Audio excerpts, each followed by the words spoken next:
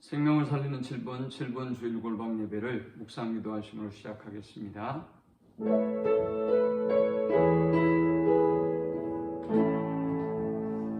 하나님 감사합니다. 에베네셀의 하나님께서 한 해 동안도 우리의 삶을 세밀하게 인도하시고 여기까지도 오심을 감사합니다. 하나님의 마음에 합한 새해를 준비하고 맞이하게 하시며 또 하나님의 은택을 알고 감사하며 새로운 소망을 품는 주일이 되도록 인도하여 주옵소서. 예수님의 이름으로 기도합니다. 아멘. 찬송가 384장 드리겠습니다.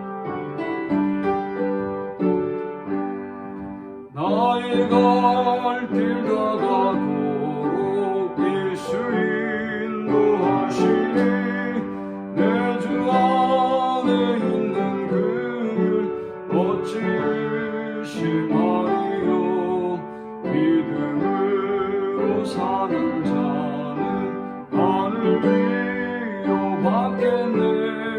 무슨 일을 만나든지 만사 형통하리라. 무슨 일을 만나든지 만사 형통하리라. 나의 갈 길 다가도록 예수 인도하시니 어려운 일 당할 때도 족한 일을 주시네. 나는 심히 고단하고 영혼대로 가라나. 나의 앞에 반석에서 샘물나게 하시네. 나의 앞에 반석에서 샘물나게 하시네.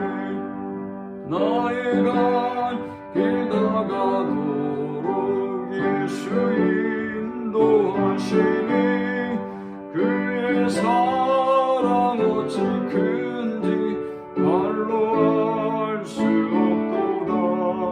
성령 감화받은 영혼 하늘 날아갈 때에 영영 부를 나의 찬송 예수 인도하셨네.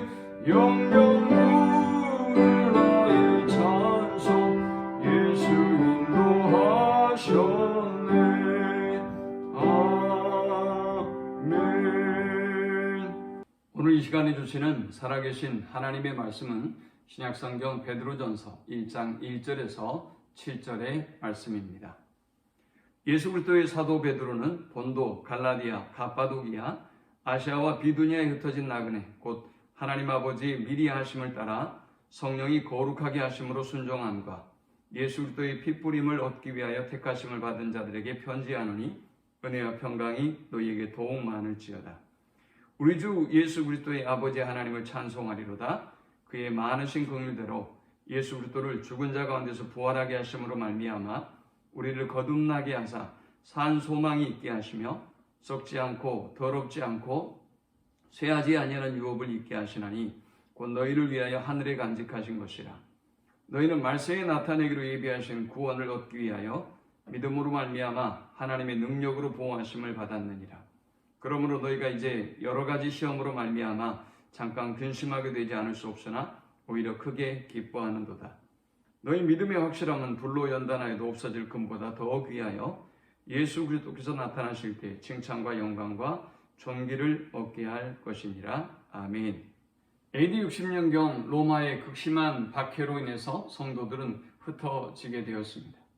사도 베드로는 소아시아 지역을 중심으로 흩어져 있는 성도들에게 위로와 격려의 메시지를 보냅니다. 바로 그 책이 오늘 우리가 함께할 이 베드로 전서입니다. 사도는 이 흩어져 있는 성도들에게 여러분은 산 소망을 붙잡은 사람들입니다. 여러분은 산 소망을 붙잡고 승리하는 삶을 살아가십시오 라고 그들을 위로하고 축복하고 있습니다. 그들이 붙잡는 소망은 과연 어떤 소망이었을까요? 오늘 산 소망을 이야기하는 것은 죽은 소망이 있다는 것을 의미하겠죠. 죽은 소망은 썩어지고 더럽혀지고 쇠하여지고 변해버리는 것이 죽은 소망일 것입니다.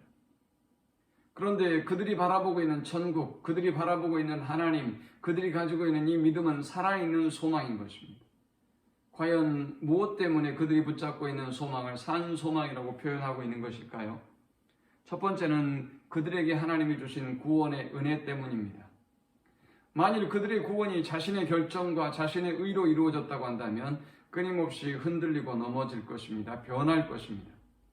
그러나 2절에는 보니까 우리의 구원이 하나님의 미리 하심과 성령님의 거룩하게 하심과 예수 그리스도의 피 뿌림을 통해서 삼위일체적으로 주어진 구원이기 때문에 그들의 구원은, 우리의 구원은 결코 흔들리지 않는다는 것입니다. 그러므로 그들은 산 소망의 사람들인 것입니다. 그들이 산 소망의 사람인 두 번째 이유는 바로 예수 그리스도 때문입니다. 3절에 우리를 거듭나게 하사 산 소망이 있게 하심에 했습니다. 예수 그리스도의 죽으심으로 말미암아 그들의 모든 소망은 끝났다고 생각했습니다. 그러나 주님은 그 사망의 권세를 깨뜨리시고 부활하셔서 그들의 산 소망이 되셨습니다. 예수 그리스도를 죽은 자 가운데서 부활하게 하심으로 말미암아 우리를 거듭나게 하사 산 소망이 있게 하시며 했습니다. 부활하신 주님을 붙잡고 산 소망이신 그리스도를 붙잡고 승리하는 우리 모든 성도들이 되시기를 축원합니다. 그들이 산 소망의 사람인 이유는 4절에 썩지 않고 더럽지 않고 쇠하지 아니하는 유업을 있게 하시나니 곧 너희를 위하여 하늘에 간직하신 것이라. 지금은 핍박과 환난의 시대를 살아가지만 성도들에게는 저 하늘의 유업이 있다는 것입니다. 유업은 기업, 유산을 의미합니다. 그 유업과 유산은 결코 썩거나 더럽혀지거나 쇠하지 않습니다. 하나님께서 우리를 위하여 하늘에 간직하고 계시기 때문에 우리는 그 변하지 않는 유업을 바라보며 살아갈 수 있는 것입니다. 그러므로 성도의 소망은 살아있는 소망입니다. 성도의 소망이 산 소망인 또 한 가지 이유는 5절에 믿음으로 말미암아 하나님의 능력으로 보호하심을 받았느니라 했습니다. 하나님의 능력으로 하나님이 완전하게 우리를 보호해 주시기 때문에 우리가 저 영원한 하늘나라에 가는 그 순간까지 세상이 아무리 우리를 힘들게 하고 어렵게 한다 할지라도 하나님의 완벽한 보호하심이 우리와 함께하고 있기 때문에 우리는 산 소망의 사람이라는 것입니다. 또 한 가지 우리가 산 소망의 사람인 이유는 금보다 더 귀한 믿음을 가지고 있기 때문입니다. 예나 지금이나 금은 우리에게 있어서 가장 소중합니다. 사람들이 가장 사랑하는 것 중에 하나이죠. 그런데 이 금은 불로 연단하면 사라져버리고 녹아버립니다. 그런데 성도의 믿음은 불로 연단하여도 없어질 금보다 더 귀한 믿음이라고 말씀했습니다. 하나님은 우리에게 금보다 더 귀한 믿음을 주셔서 우리가 저 영원한 천국의 유업을 이어받을 수 있도록 우리가 예수 그리스도에 나타나실 때에 칭찬과 영광과 존귀를 얻게 예수 그리스도께서 나타나실 때에 칭찬과 영광과 존귀를 얻게 할 것이니라 했습니다. 금보다 더 귀한 믿음이 주님이 오실 때까지 우리를 보존하고 우리를 붙잡아 주셔서 칭찬과 영광과 존귀에 이르게 한다는 것입니다. 우리에게 그 믿음이 있기 때문에 우리는 산 소망의 사람인 것입니다. 마지막 또 한 가지 우리의 소망이 산 소망인 이유는 우리의 이 소망이 언약의 성취로서의 소망이기 때문에 그렇습니다. 베드로 사도는 구약의 선지자들의 예언에 집중하면서 그리스도의 고난이 후에 영광으로 성취되는 것을 보여주고 있습니다. 그리고 지금의 성도들이 고난을 당하고 있지만 그리스도께서 고난 이후에 영광을 성취하셨던 것처럼 여러분도 지금의 고난을 뚫고 마침내 영광에 도달할 것입니다. 그러므로 여러분은 산 소망의 사람입니다. 라고 지금 말씀하고 있습니다. 이 말씀을 기억하면서 아무리 힘들고 어려운 시대를 할지라도 산 소망이신 그리스도를 붙잡고 승리하는 우리 모두가 되실 수 있기를 축원합니다. 하나님 한 해 동안 헛된 소망을 붙잡았던 우리의 삶을 회개하며 하나님께로 돌아갑니다. 산 소망이신 그리스도를 붙잡고 믿음으로 승리하는 저들이 되게 하여 주옵소서. 예수님의 이름으로 기도합니다. 아멘.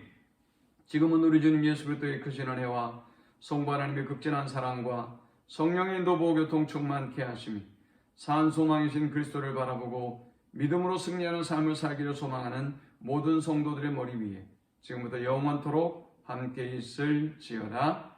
아멘.